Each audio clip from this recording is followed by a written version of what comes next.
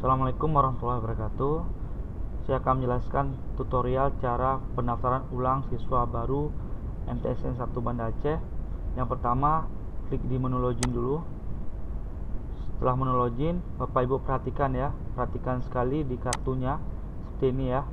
Di kartu seperti ini. Di sini ada NSN ya.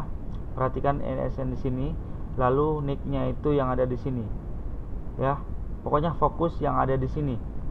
Meskipun ada yang salah, fokus saya dulu di sini supaya bisa login ya.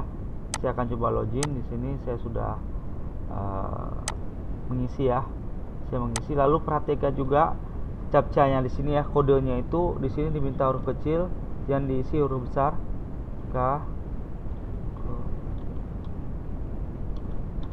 Nah, lalu klik login. Nah, setelah klik login, ada menu di sini daftar ulang. Ya, di sini ada menu daftar ulang. Silakan klik daftar ulang.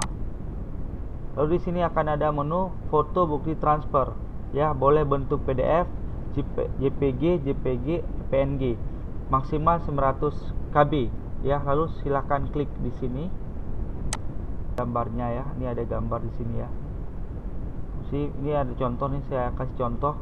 Nah, ini saya kasih contoh, ini ada bukti transfer ya. Bisa contoh bukti transfer. Kalau sudah, klik di menu start upload. Nah, kalau sudah yakin benar, klik aja lihat di sini. Kita bisa melihat ya, kita bisa melihat. Kita back dulu sebelah sini, tab yang sebelah sini ya. Lalu klik selesai.